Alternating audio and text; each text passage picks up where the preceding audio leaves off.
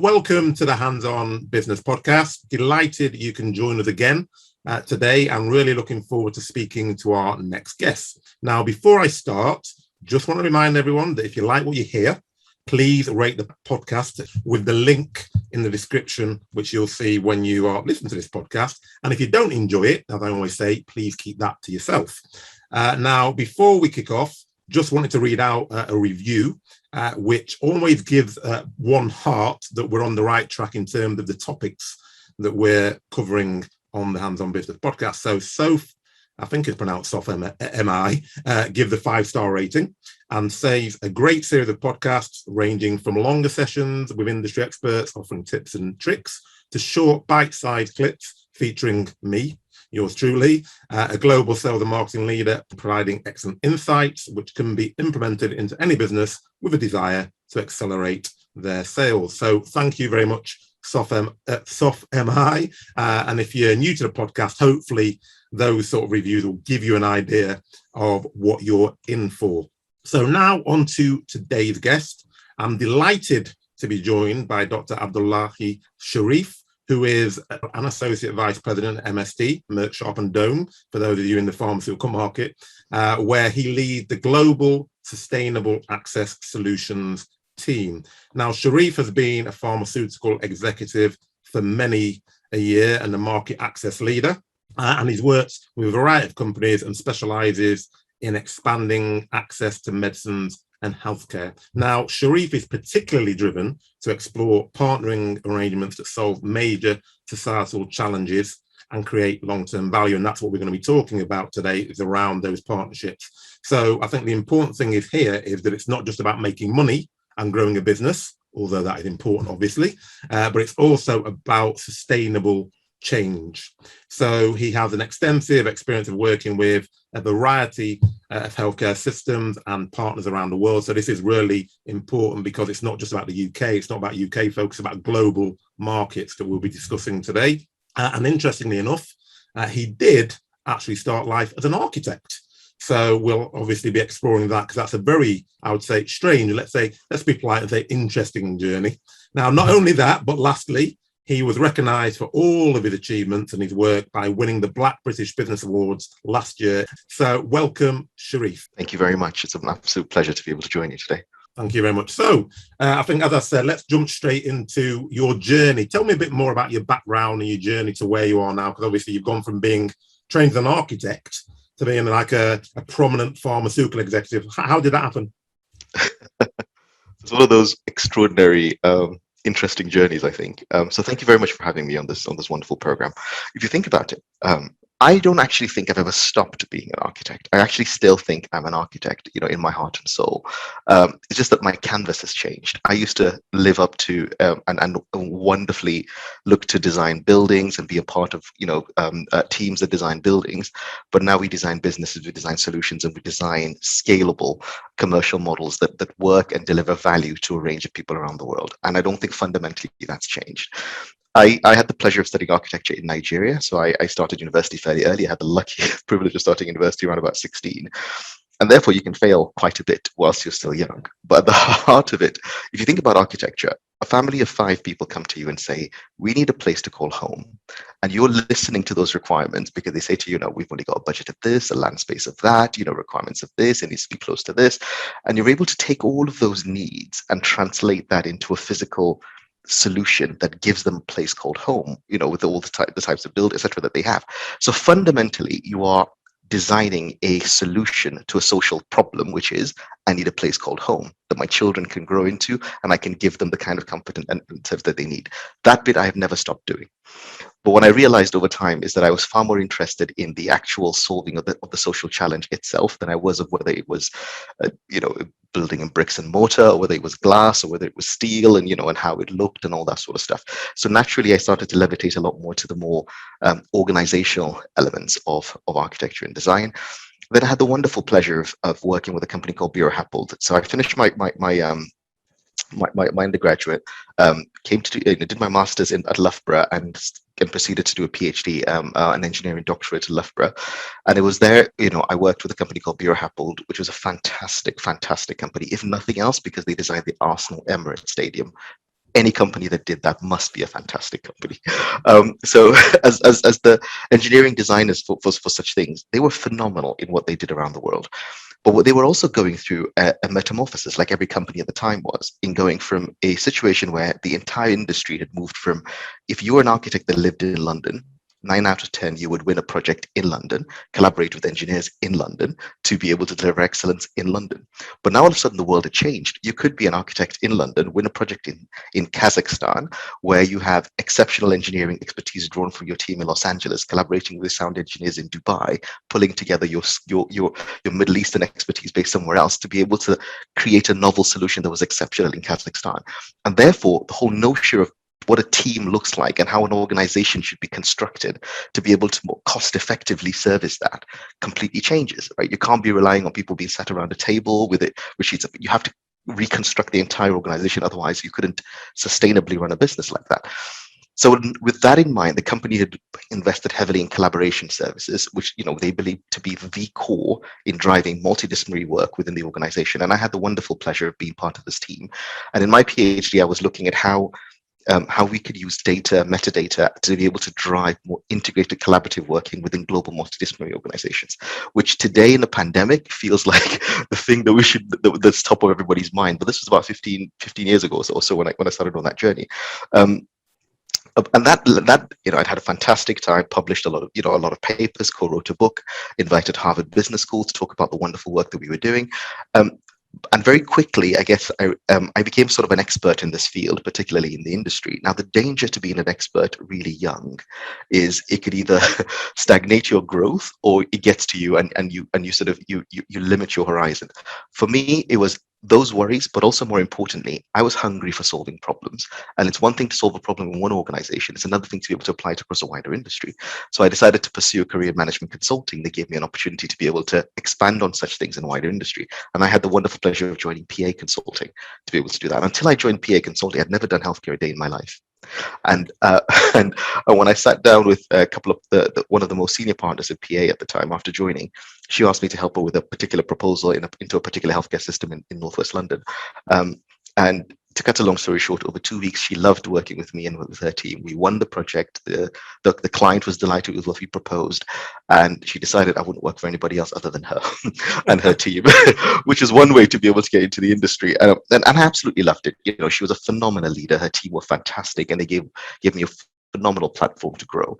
And one project after the other, my experience and my capability, continued to grow. But at the heart of what I did, even the healthcare work, was business design.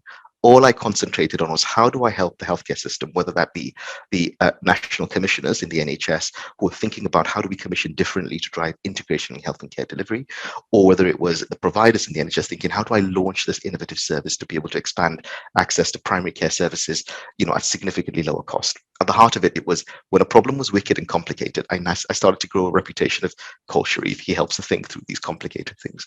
And then from then on, basically, I just grew in the world of healthcare and, finishing, from a career in PA Consulting into opportunities in GE Healthcare. And now here I am within Merck Sharp & Dohme. And I'm sure we'll talk about a bit more of all that in that journey. But that's the transition. I think I've never left architecture. I just have a very different canvas now. It's a very interesting point, because basically what you're saying is that you identify a social challenge, which is exactly the same in healthcare as it was as an architect. You're then looking at what are the requirements, and then you're looking at what are the solution of those, and then you're looking at a global delivery. So it doesn't really matter whether it's architecture, healthcare, some other industry. And the reason why I said it's interesting, because I had a networking event, I think it was last week, and they were talking about, okay, so what is it you do? And we had a minute to say it. So I started thinking about it. I said, well, I'm actually a systems engineer, because people went, oh, systems engineer. And I said, yeah, but not the sort of systems you think about. I'm talking about sales and marketing systems, because similar to what you're saying, the processes are the same. You're analyzing problems, you're looking at solutions, and it's about that process re-engineering to get a desired result. So actually, whilst it does, on the face of it, you think, an architect to pharmaceutical, when you actually break it down, as you have done, it makes a complete sense. Okay, so job titles are very interesting, and you've got a very grand job title, but people want to know really, well, what does that mean? So what do you do in your day job? What's a normal day for you? That's a very good question, and you're absolutely right. Job titles create all sorts of... So if you think about it, in my journey over the last 15 years or so, or just under 20 years, it's always been a commercial journey. So whilst I've done everything I've done in terms of designing solutions, etc., it's all been, with a very clear and very transparent intent that my service or my product is an absolutely fundamental part of that solution. But I'm not fixated on my product. I'm fixated on the solution itself, and the product will sell itself, right? If the sort of solution works. Now, if you think about healthcare in its broadest sense, we have a significant, interesting challenge where there are innovations that are coming through in phenomenal amounts across the world. But what we don't necessarily stop and do is to ask ourselves, how do we create a wider pool of people that can access those products and services in a more sustainable way? We talk a lot about how we sell our goods and services, in the way that we want to, at a price point that we do all of that, and that sort of, if that first mindset allows us to see that us helping to create sustainable markets is good for the world and good for us. The second mindset says the market is fixed and I'm going to fight over that little bit of the market to get as big a market share as I can, right? And that's the bit around, if you focus on today's market. So my role is, I take a view which is natural to my DNA, and thankfully, to my career journey, is seeing that there are people around the world for whom one reason or the other means that they are not being able to gain access to a range of products and services that we know that could be beneficial for them. And we believe that, that doing so in a sustainable way is vitally important. Therefore, we need to invest in creating the market structures that allow us to be able to make markets out, in places where people have traditionally not been able to do so. And if we did that successfully, we will create opportunity for everybody, not just for us, but everybody. But certainly in the things that we make and we believe in, it will get into the hands of those who need them in a sustainable way. So my job is to help to create that, to enable practical solutions and create that ecosystem to be able to drive sustainability of access. And if we succeed, all we do is the most important KPI of all. We increase the pool of people that are able to access the innovations that we and others make in the industry, but in a commercially sustainable way. So effectively, it's that nice nexus, isn't it? It's because obviously we're all in business to make money. We know that, Indeed. But it's also the right thing to do for Precisely. the population and for those particular markets. So I just want to explore the market creation, but before I do that, because social value, and you talked about sustainability. Social value is now a big buzzword in the UK and lots of developed markets, in inverted commas. So do you see that as something that is actually executed, or is it lip service? Because I don't necessarily see governments pushing, companies that are sustainable or have social value. They talk about it and they say, oh, well, we have to have social value. We're going to put that in the scoring of the tenders. But are you seeing that globally? Is there a shift towards that? Absolutely. So I think there are a couple of things that are combining, right? Firstly, you have investors who are far more action focused today and are saying, I like the fact that I can see. So they're saying that I don't believe that you as a business can actually be sustainable for the long term as a going concern if you're not focused on environmental sustainability and governance issues, right? Not because you're doing it for corporate CSR, but because it's a part of how you do business. And if I can't see that, I'm not going to invest in you. And that's prompting a natural discourse within large organizations to say, how can we make a focus on ESG and a focus on better business and ethical business as a fundamental part of just how we work, full stop. So that's forcing one side of the issue. You then have a second part of the issue, which is, honestly, I think there is a growth of a generation of business leaders today who, of their own volition, are saying, we want to run a different kind of business, a business that is at its heart and soul purposeful. Because we believe that a very firmly focused and successful, purposeful business will create long-term value in and of itself, right? And that is driving a lot of conversations internally about R&D, about investment spend, about growth, and all that. And it's forcing, I think, a far more exciting, phase of growth within business. So you have that sort of corporate lens. You then have the other lens, which is the employee lens. You have people who are voting with their feet, who are saying, I want to work for a company where I absolutely know that we're here to make money and to be sustainable 100%. Otherwise, I don't have a salary. But I want to work for a company where what we do is making a difference, where what we're doing matters, where I can see the story in my product beyond the product itself, or I can see a story in my service beyond the service itself. And in so doing, I want to feel as though I am part of something that is making a difference in this world, or at least I'm a part of something that is stopping certain things from happening in the world that shouldn't be happening. And with that sort of thing is driving, from my perspective, a very exciting conversation, bottom up into organization, around creative ideas to help people to do things different. And then finally, you actually have consumers voting with their feet, right? You have people trying to, use their spending power, however little it is, to focus on things that they believe that align with their own core beliefs. And so actually, if even for purely self-interest and commercial sustainability, it is something that you have to concentrate on. Otherwise, you lose customers. So I think those sort of factors overall, naturally, I think are helping to reshape the conversation entirely away from a line at the end of a quarterly report that says, and we've done X much for CSR, to saying fundamentally our business is good for the world, and here's why.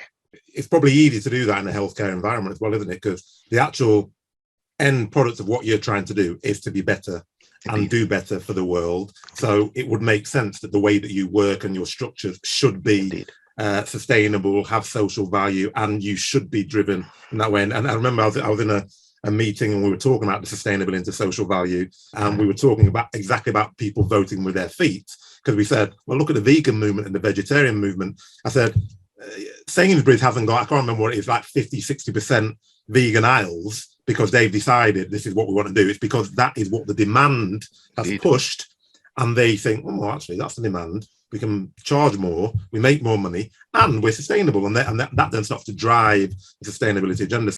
You're absolutely right. And I think it also exemplifies something, isn't it? All of us in business don't quite know what the answer is. Right. And I think the point you just made is a very interesting one, because I also think the big innovation is that people are opening themselves up to innovate with their customer. And that is helping them to be able to define what that future could be in fantastic ways. And everywhere I've seen this work in my business life has been that the more you can innovate in that way, the more the customer's relationship with you transcends your product of today. It's the brand that they start to become associated with, and they like the fact that your brand represents an evolution of something that they believe in, and they will trust that, and they'll be a part of that, which takes you to a very different position, because you're no longer fighting over pens and pennies, right? You're negotiating with a customer. You're in a very, very different kind of commercial relationship, which is so important. I talked about that on when I was talking about customer-centric marketing on a previous podcast, and we used Amazon as an example, because the reason why Amazon do so well is not because they've got the best products and services. It's about trust. Once you have that level of trust, all of a sudden you completely transform the relationship you have with that customer and the things that you can do, because you're working with them in partnership, which we're going to talk about, and what you can then deliver and what you are allowed to deliver without people even asking the question, because I trust you. So you know me, I trust what you're saying. So fire away, send me something, because I know I can send it back, and I have no concern that you're going to send me something that I don't want, which always helps if you're in that position. So it does come down to partnership. So tell me more about market creation, because obviously you work predominantly outside of the UK. And certainly in healthcare, everyone looks at the UK as the holy grail, and it's such a stable market. If you get in there and you get your products in there, you write your own checks. But you obviously look at market creation outside of the UK. So talk to me a bit more about that. There is a book I'd recommend that the listeners read through called The Prosperity Paradox. It's written by Professor Clay Christensen, and the late Professor Clay Christensen, and a guy called Efoso Ojomo, and they pick out a very interesting concept that the majority of how we think about, not essentially, their position is that not all innovation is equal, right? And there are some innovations that are more on the one hand, say efficiency innovations. So think about it like you have a car, And what you then do is you expand the engine capacity so it can go from 0 to 60 in X time, which is twice as fast as what it did last year. It doesn't necessarily expand the market for cars. It just means that the people who are buying cars today are getting something better. And then they differentiate that with what's called market creating innovations, which fundamentally help to reimagine or open up accessibility for a different consumer class that did not exist yesterday. And if you're in the first one, competition is so important. Whereas if you're in the second one, competition is almost irrelevant, because the basis of competition is what you're rewriting completely. And there are a couple of other things that they talk through, but it's a really good book. So with that concept in mind, in my work in the pharmaceutical industry, you see a difference between various markets. So there are markets, as you described, like the UK, where there are established regulatory structures for reviewing the effectiveness or otherwise of medications, setting the pricing, doing all of that. And then there are channels towards deployment, working with the NHS, because the infrastructure around care delivery is largely there. And largely, therefore, what we're seeing is the kind of innovations that go in these markets are innovations that replace what was previously and resetting of care delivery standards. But the market fundamentally is what it is. There are a set number of people that come in to the cancer, if you're in the cancer world, or to the HIV, whatever it is that you do, there are a set number of people that come into that. And therefore, the way you set up your business and the way you interact with the market in that scenario is very clear, right? It's to help to make sure that what you do becomes seen as clinically effective and the standard of care, and you sort of play in that space. But there are other markets around the world where ordinarily, if you do the calculations, the back of the envelope, you say, do you know what? It doesn't really make sense to do business there. Why? Because there's only 2% of the population that would ever reach my product, even though 55% of the population would benefit from my product and my service. So the choice we make is that 2% is not worth fighting for. What we forget is that 2% was there because somebody developed the market for that 2% to get there anyway. Right? So the question shouldn't be, is the 2% worth it? I'm going to go. The question should be, the other 53%, is developing it going to be worth it, given the value that we can create by investing in developing it? And that's what I concentrate on when I look at market creation in markets around the world, saying, especially with the perspective of healthcare and the perspective of impact, based on the discussion that we had previously. We know that if you're in, whether it's cancer, whether it's HIV, whether it's COVID, whatever it is, we know that these diseases do exist in markets where they don't necessarily have the infrastructure. They absolutely do. We also know that economic growth is coming to a lot of these markets, and therefore our notion of affordability and accessibility is not as it was before, right? It's not that they're reliant on donors and public sympathy. There are people that genuinely, if the product or the service was structured in a way that was relatable to their circumstances and available in their own environment, they could potentially access it. So my focus then is saying, okay, how can I then help to build the right kind of market ecosystem that allows those pool of individuals to come into the market? Right? How can I build the market around those individuals, beating them, across the board in terms of where they are? In the context of healthcare, I'm thinking about a couple of things. First, I'm thinking about, okay, how do I solve the conundrum around how they pay for it, for example? How do I collaborate with? And these are things that I can never do alone as a company. So fundamentally, my business is about looking outwards, saying who wants to work with us to help to bring this market. Because remember, from their perspective as well, in terms of who we collaborate with, we're also helping them to grow. So you're helping to create a financing industry for healthcare, whether that be private financing industry with insurance products and payment solutions, or public financing, or NGO based financing, whatever it is. But how can you create the multitude of financing optionality that just gives Joe Bloggs that lives on the streets in any country that doesn't necessarily have the market the ability to be able to do so? We take it for granted in the UK because we have the NHS and the government pays for it and all that sort of stuff, but a lot of people around the world don't. And we can't just go in and say, I'm going to sell my product or I'm not. So you say, how can I create that industry? You then go to the second part, which is, okay, so even if I had the financing industry, the next bit is, well, can people actually get to my product? Can I think about the infrastructure for delivery of care? Are there hospitals? Are there clinics? Are there diagnostic centers? Are there? And with that, I can't take a mindset that says my conception of a hospital is an NHS trust that needs to look like ABC. No. It's context dependent. What is contextually appropriate for that market that represents a safe and effective place for people to be diagnosed, to be treated? It might be entirely digital. It might not be digital. It might be app based. Through a lot of proliferation of mobile technology. It could be anything. But the point is, how can I help create that infrastructure that means people can be diagnosed effectively, etc.? Because I know that if depending on what I make in healthcare, if what I make is technology for diagnosis, brilliant, that is my business anyway. But if what I make is consumables, then I need to make sure that the mechanisms are in place for my consumables to be pulled, right? So I'm trying to create the pull factor. So it doesn't necessarily mean I need to be a diagnostic company, but there are many diagnostic companies out there that want to be able to do business. So how can I collaborate with them to enable them to see the opportunity for them to grow, right? The rising tides lift up all boats, and that's the mindset that you need to have in market creation. You then think, okay, so fine, even if you solve that conundrum, what happens with, I don't know, capacity building? Because you need to be able to think like that. So, are there the doctors there? Are there the nurses there?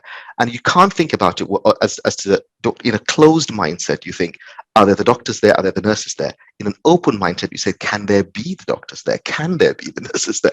And what can you do to help enable the growth of capacity and capability in the way that you need it to be for your product and service to be pulled into the market? And how can you do that in a much more sustainable way for things to grow?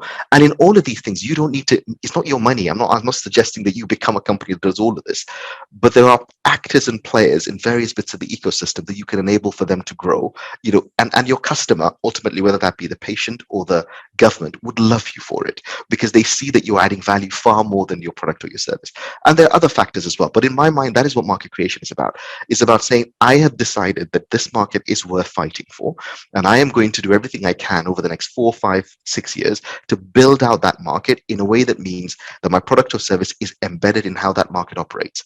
But recognizing that in doing that, I am establishing a wider infrastructure beyond my product or service that the whole society will benefit from.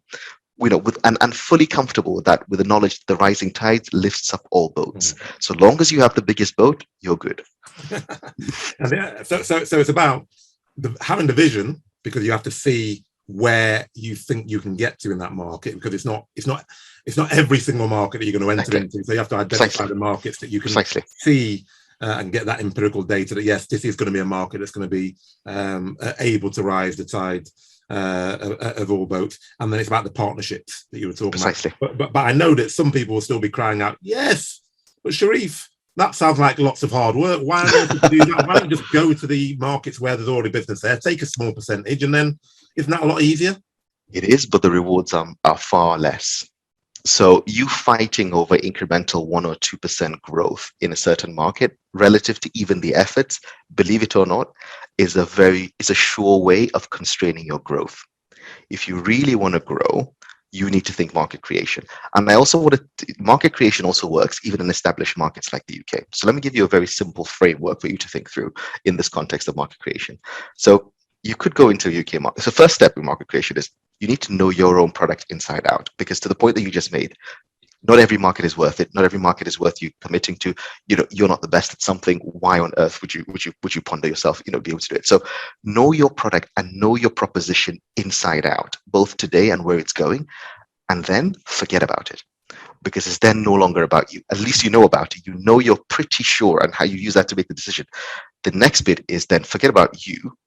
Pick your customer. Who's your future customer? What's the profile of that future customer? And care so deeply about it. Remember the example I gave you early on about, architecture. A family of 5 say to you, want to build a home. At that point, when you're designing the home, it's not your home, it's their home.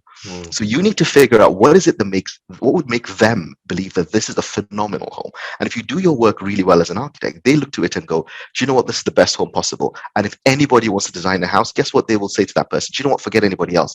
You need to call Sharif, because I don't know how he does it, but they really know me and understand me and have built something that has made me better, right? So forget you and know you, then forget you, and then know your customer.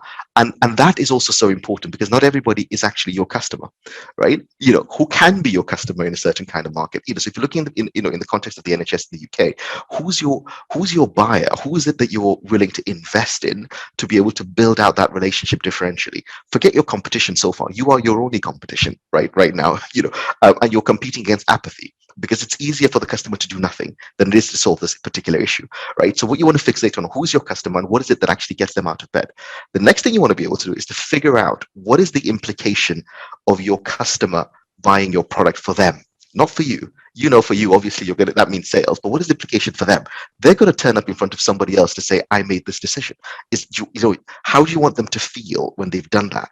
If your product doesn't allow them to achieve some, you might hit a sale today, but I guarantee you're not going to sell anything in 18 months, right? So you need to figure out what is it that individual customer, what allows them to grow in the way that they need to, and by focusing on that, you're forgetting the competition. You're forgetting about, you're concentrating on how do you create a market through enabling that particular customer you're trying to work to, whether at an individual or institutional level, to be able to grow. If you sell diagnostic services, for example, you might want to look at somebody who's trying to say, I want to become the UK's leading destination for, I don't know, mammograms, for example, and therefore, irrespective of what you sell, the most important bit is, if I, as a customer, become the UK's leading destination for mammograms, I have grown my business. And if your product is kind of fundamental to me growing my business, guess what?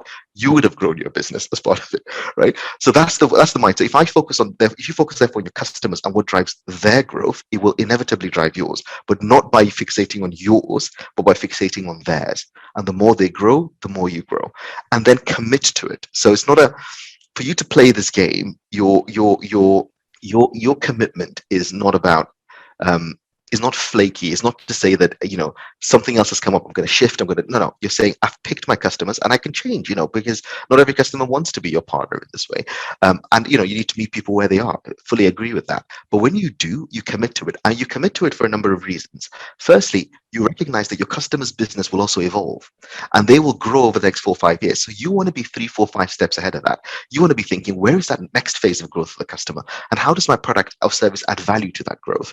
Because remember, at that point, the customer, yes, your product is a cost line, but if your cost line is negligible relative to the value line that they're creating, then actually fixating on the value line for them is extraordinary, and they would rather live with a higher cost, knowing that the value they're getting is 2 or 3 times or 4 times as good, right? And that's what market creation is all about. You're fixating on creating that new value through helping your own customer to expand into areas that ordinarily they could not have done without you. And in so doing, you're contributing to their growth and enabling them to fulfill their own ambition in the world. And if you do that, your business is sorted, and competition is irrelevant because you have your place is almost secure. And then keep on evolving with your customer. And therefore, what you're counting is the currency of measure is the breadth of impact your customers are achieving on the back of what you're doing, because the more impact that they're achieving and the more they're growing the business, the more you're growing yours. And you should worry that if your customers stop growing, because the moment they stop growing, the more you stop growing. So in short, it's about being honest to yourself, because when you say you need to understand your proposition, there's almost like 2 things there. You can understand your proposition, but you can still lie to yourself. This is the proposition, and these are, everyone would want. Well, actually, they might not.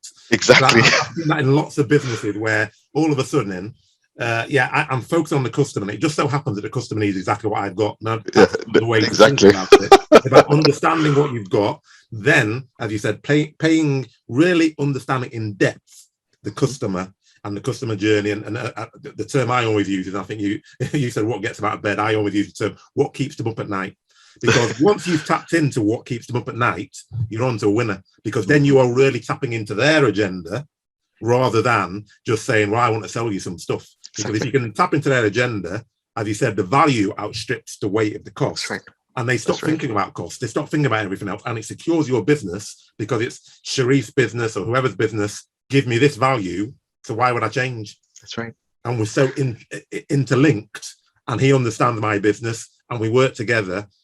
That's obviously what leads to long-term partnerships. So talk to me about partnerships, because obviously you talk a lot about partnerships, third-party organizations, and with customers. Why is that so important? It's a very interesting one, and this is perhaps my view of doing business, and it comes from my experience of working across a number of industries and geographies. It is extremely unlikely that you will ever sell a product in which you are the only part of the value chain. It might be that you're big enough where you own the entire value chain, maybe, but those are rare. 9 out of 10, you are an integral part of a wider system of care, and your product fits in a certain place.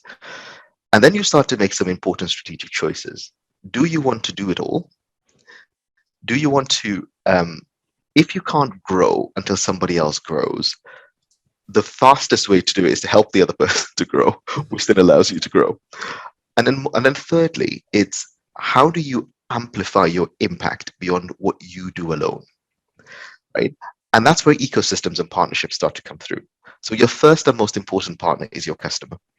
And because you're fixated on what allows that customer to grow. And then you work backwards. You go, okay, so I know what I do, and I know where what I do fits into how that customer does business. The question is, what else does the customer need? And who else does the customer collaborate with? And typically, some of these are non-competitive anyway to you. So for you, it doesn't take anything away from what you do. But by helping the customer make the most of or help or get the best value from the relationships that they have and the ecosystem partners that they work with, the more it allows everybody to flourish accordingly. So let me use a very simple example. Let's say, for example, you make medicines and you're trying to say, okay, I want to make my medicines available in Kenya. You think, okay, but if I make medicines, literally what I do is a doctor writes a prescription, the patient takes the prescription to the pharmacist gives the patient the medicine, and they go. But as simple as I've explained that, there are a couple of things I need to be in place for that to be able to happen. Firstly, I need the place for the patient to be able to go, for the doctor to be able to firstly diagnose if in an informed way, and then be able to write a prescription. I don't do that. I have no desire to do that. So I need to figure out how to work with people who do, right? Doctor write a prescription first, and patient needs to be able to believe the doctor's prescription is even worth doing something with, because alternatively the patient could say, do you know what, I'm going to go home, or I'm going to go, I don't know, take traditional medicine, or I'm going to do something completely different. So all of those play a very, very important role. Then you have patient takes a prescription and walks into a pharmacy. Right now, the pharmacy needs to be there, it needs to be stocked, it needs to be open, it needs to be commercially viable. Then a patient needs a mechanism to actually be able to pay the pharmacist. All of that needs to be, otherwise your drug is still sat on the shelf. It hasn't moved, right? Now, you don't do any of that. But all of that is vitally important. Otherwise, your drug will not move on a shelf. Now, you could take a view that says, I'm only going to do business in places where everything is perfect. I'm just going to be there on a shelf. That's fine, but you're not going to grow, or you're not going to grow much. You might be in a replacement market, pound for pound. You might beat the competition, and maybe that's okay for some kind of businesses. But really, if you're trying to own the space, then you need to figure out how, so my drug is going to get on the shelf, but how can I solve through all of the various steps to enable that to happen? Now, for my customer, ultimately, the question is who really is my customer? Is it the patient who I'm trying to sell it to? Is it the pharmacy chain who decides to buy my drug and put it on the shelf? Is it the doctor who's writing the prescription?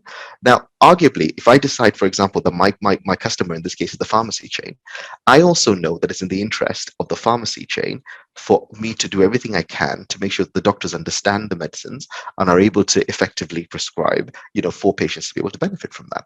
I also know that if I think about it, that it's in the pharmacy chain's interest for me to do everything I can to enable patients to be aware of, the health benefits, et cetera, associated with that. So you then start to think, okay, but there are things that I can do, but there are many, many things I can never do. So by opening myself up to partner with and on behalf of my customer, with the ecosystem that my customers live with, then actually what I'm doing is helping my customer to solve the various elements. For the pharmacy chain, this is vitally important. If nobody can pay for it, they're out of business. And if they're out of business, I'm out of business. So what can I do to help them grow in a much more sustainable way? But also for the pharmacy chain, it's vitally selling my drug is not the important bit, because at the end of the day, they want to make sure that they're also doing the right thing, right? Because they want to be they are custodians of value on behalf of the patients in front of them. So doing this is not about pushing myself. No, it's about actually helping the customer, that pharmacy chain, being a valued customer in that health system, right? And I'll do that with all the things that I have control over. So that's what I mean about partnership in an ecosystem. When you see it from the lens of that particular partner organization that you're working with, or your particular customer, then who are the stakeholders in that customer's ecosystem, and what can you do to at least make yourself available to that customer to be able to say, I am willing to be a part of your ecosystem and contribute everything that I can to enable your ecosystem to be strong, robust, and resilient. Because if we do, then we enable your business to grow, we enable patients to benefit from the innovations that we make, and we build a far more resilient society. So that's what I mean. Yeah. When you talk about like that, it sounds very simple. We both know it's not. And we both know that lots of people don't do it, because what you're talking about is you have to understand the customer. First, you have to understand who the customer actually is and who your customer actually is. Then you need to know effectively, how do I get it from my factory into the hands of that specific customer? So I've made an assumption because I've worked in the industry for a long time, but have you seen that this is a common practice, or is this one of the reasons why actually you do so well in market creation, because there's not that many people doing it in that systematic way? So honestly, I think that there is a lot the industry can still do better. I don't think that, and I say that across healthcare, across the wider. When I say I mean the wider industry in this way, because it's far easier to fight in a replacement market. Yeah, that's especially if you're focused on your quarterly returns, etc. So I think there is much more to be done. The other reason I think it's not as common. So to answer your direct question, it is absolutely not as common. The other reason I think is not as common is the belief that is most prevalent still is that market creation in and of itself doesn't necessarily translate into value. And I don't know why, because if you think about it, if you just go all the way back, when Henry Ford started his process of building the Ford car, his competition was a horse, right? And a lot of people would have said he was crazy. Now, think about what Ford achieved, right? A car was, he essentially birthed an entire industry. But not just that, by creating this new market for cars, he birthed the industry for tires, he birthed the industry for roads, he birthed the industry for mechanics, he birthed the industry for car financing, he birthed the industry for, for driving schools, and the story goes on and on and on and on and on.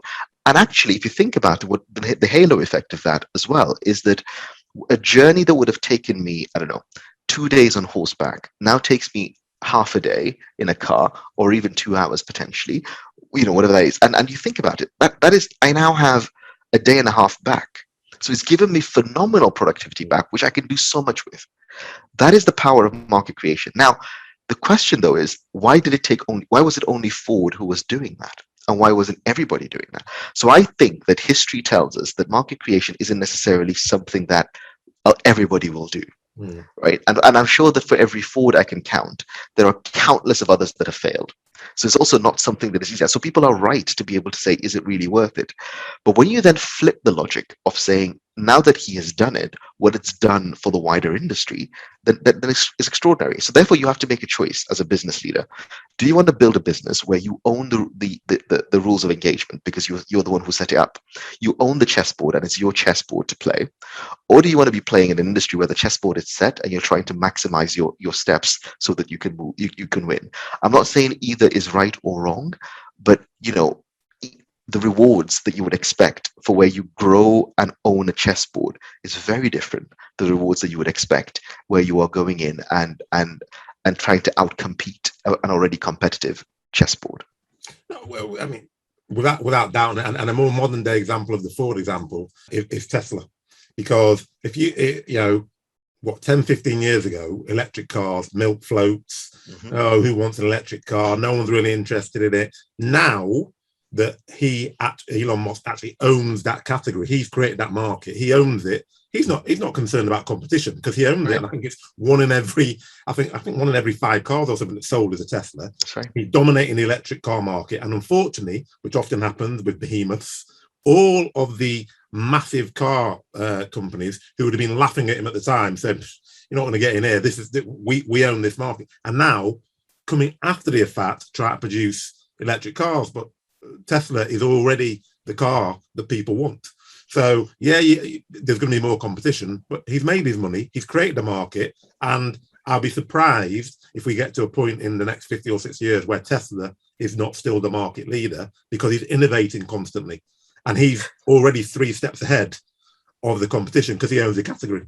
But it's an interesting one as well, because I also think, if I build on your example, without, I confess I don't know the market sizes and the economics of that business, but it's worth thinking about also where value would sit. He may not necessarily own the biggest market share per car sold, but to the point that you just made, the opportunities would be for that company to own the biggest slice of value in that creative, and that because essentially you set the chessboard, right? And if you think about it, therefore your profitability, your resilience as an organization, it's, your maths are very, very different, whereas other people are competing on a different sort of maths, right?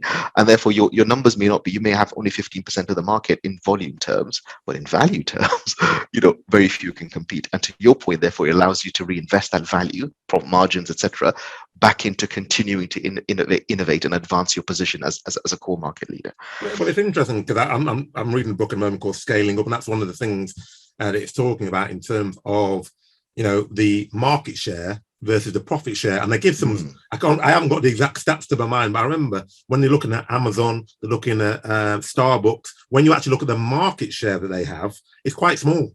But when you then try to look at the profit share, it's massive. Right, that's right. Like Amazon has something like less than 10% of the retail market in terms of market share.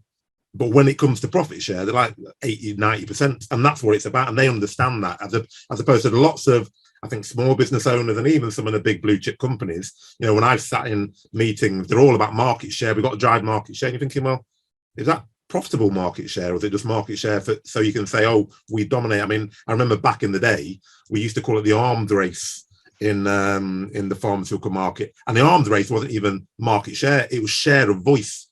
They used to be obsessed about their competitors and how many reps you had on the road, because they believed, well, if I've got a higher share of voice, I deliver more value. And that's, to me, was always a flawed concept, because I'd be thinking, well, I don't care whether you got 1,000 salespeople.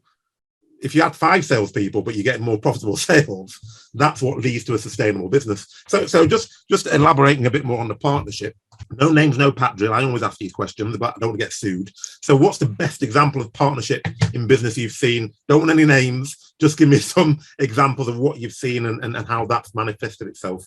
Interesting one. So I think one of the examples that would live with me for a long time is an organization that makes technologies, and they recognized that essentially their customer saw a significant opportunity to be able to democratize access to testing across a wider market. But this was a customer that was relatively small. And so really, logic dictates that you don't spend too much energy on that, because compared to the rest of your customer base, they're a relatively small player. But if you look 10, 15 years on, if their business model worked, actually, this was a customer that you felt would, number one, grow in a completely new market segment, because you have the people that access public service, you have the people that had enough money to be able to fly themselves into private service, and then you had a bunch of individuals who had to wait, who could, if the right kind of price point or the right kind of opportunity came, they could access these services. It's just that they never had the opportunity to be able to do so. So taking a very partnery mindset, they went, okay, actually, do you know what? We would collaborate with this customer who wants to buy our products. They're not asking us to give it to them for free, right? They want to buy our products. But if we help them think about how to access our products with differential commercial terms, flexible payment regimes, all of that sort of stuff, then actually we could help them lubricate their business and sufficiently support their growth. And fast forward sort of 10 or so years, you end up with one of the biggest players now across an entire European segment that 10 years ago did not exist, or 15 years ago did not exist. And in so doing, I think more importantly, from my perspective, is that the volume of population served, where 10 or 15 years ago, these people just did not exist in the market. So you didn't even count them as part of market share because they just didn't exist. But all of a sudden, they've built a viable model for servicing these individuals across a raft of markets. They've grown workforce optionality. They've grown, they've just grown impact in just so many ways. And because in the game, in the market that we're in within healthcare, every person that you enable this access for is a life saved. Right? So even in value terms, the impact on the world is exceptional. And that all came because this commercial organization that had a product this company wanted to innovate with decided that actually I will commit to you as a partner to give you my product and make sure that you can buy it and all of that. but also make sure that you can leverage it and utilize it to its fullest potential so it becomes an engine for growth for your business going forward. That, in my mind, is proper partnership. Yeah. It's built a viable business. It's grown, and for the organization that sells the goods and service, guess what? It's 15 years of a customer that they did not have, and they help to build that customer, right? So it's good for everybody. Overall, it's good for the patients, good for the healthcare system, it's good for the company and the customer, and it's great for the product maker. That's my example of that. And when I think about it, for me, if all we did was that kind of model in multiple markets around the world, I think everything we talked about in this podcast would, just comes together in that. We make the world a better place whilst building viable concerns. So based on that model and your own experience over the years, what the key lessons that you'd say you've learned and would advise other people if they're trying to get into, partnerships and market creation, what would they be? So I think there are 4 or 5 things that I'd strongly suggest, and links into things of what I said. Number 1, know your product inside out and know your service inside out. And to your point, don't lie to yourself about it. Know it. Know what it is. Know what it's not. Yes. Know what it could be, and everything else. Absolutely. And then forget about it. And pick your customers and know your customers. The example I just gave you earlier was knowing the business that the customer was looking to build. The reason they committed to the customer is because they saw that if this customer succeeded, this business would work. So step number 1, know your stuff inside out, and then forget about it, and then know your customer inside out and understand where they're going. That's step number 1 for me. Second one is figure out the implications for the customer for purchasing your goods and service and how that adds value to them. And the reason that's a separate point, step number 1, is that step number 1 means that you know that the person you're working with genuinely should be a person you invest in. That's step number 1. But the step number 2 allows you to see that how would the person you're working with see value, and how would that value work for them, and what would they do with it? Because remember, if I go back to the example I gave, that company would walk into the stock exchange tomorrow and be able to say, this is how we've performed, and and that allows them to raise more capital. That company would be able to walk into governments around the world, be able to talk about, this is how much we're making an impact in the people, in your population, and therefore why we are a company that you should enable a fair regulatory environment for. So, but being able to see it in those eyes allows you to then be able to ask yourself, okay, so how do I make sure that my product gives them the maximum possible value so that they succeed? Because the more they succeed, the more I succeed, right? So that's for me, step number 2. The third one is then absolutely commit. There's a lot of words being said. There's a lot of slides that people, we believe in the partnership. But no, you commit. Commit means you're there alongside them. You understand it. You pivot your model. You flex your model. You learn from it. You change, because you're learning, they're learning, everyone is growing. And that takes commitment.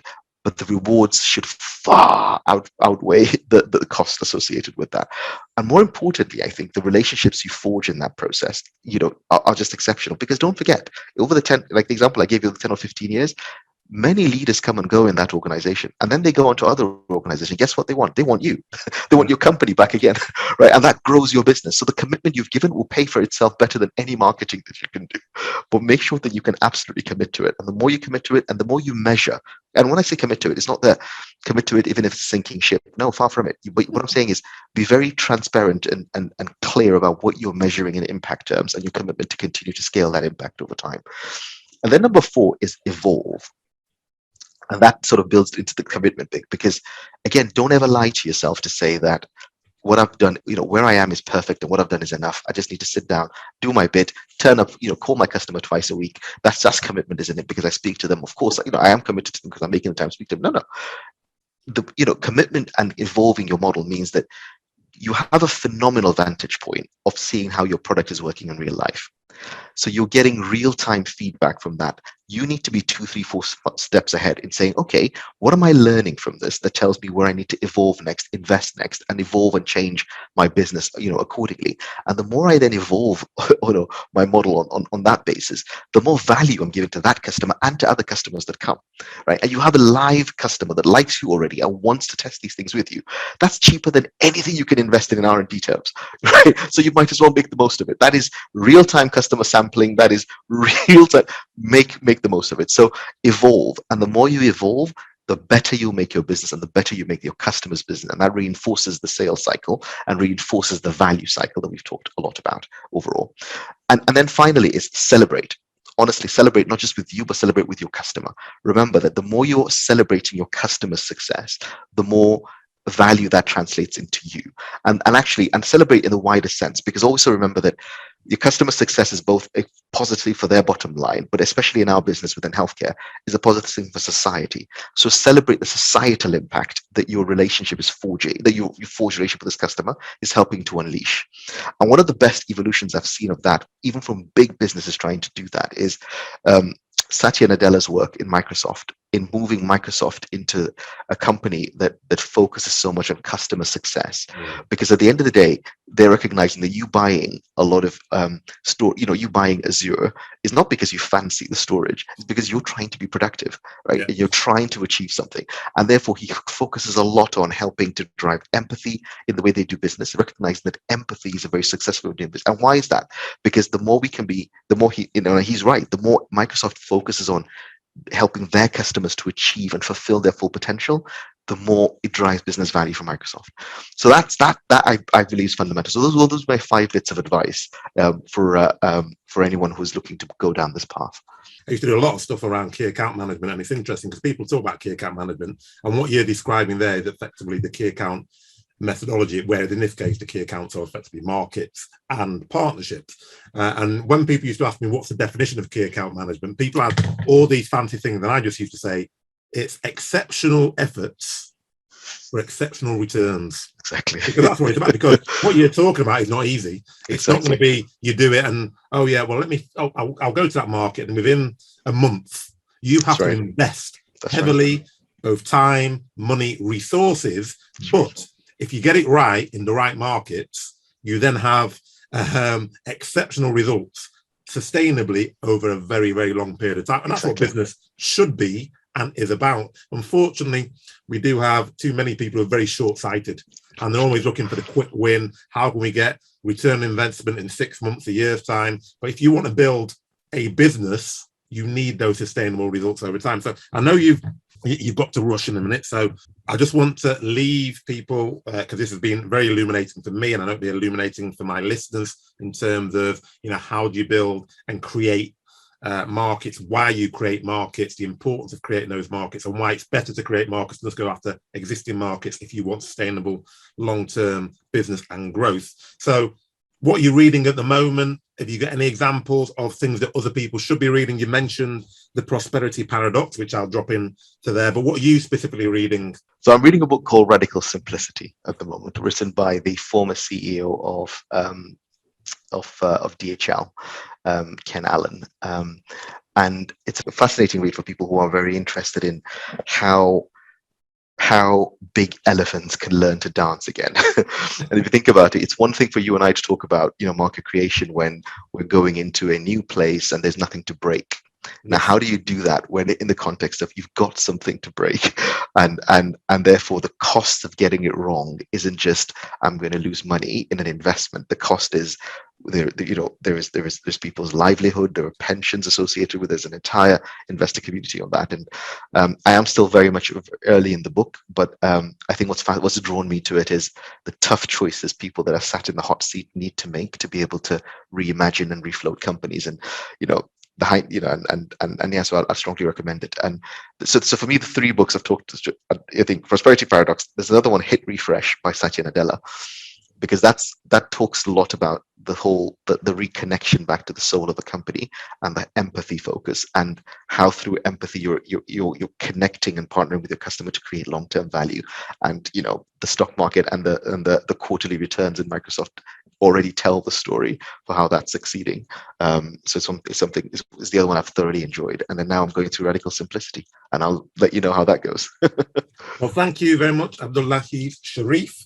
It's been a pleasure as always, and I think that most people who are watching this and listening to this will have gained a significant amount about businesses, because a lot of the stuff I do is around small businesses and small to medium-sized businesses and how they can grow.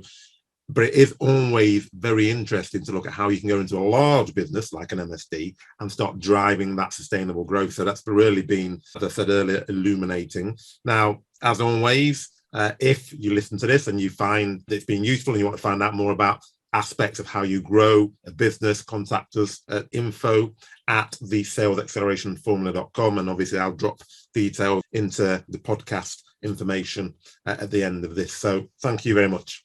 Genuine pleasure. Thank you. And thank you to all the listeners. I hope you find it interesting. Thank you. I'm sure they will.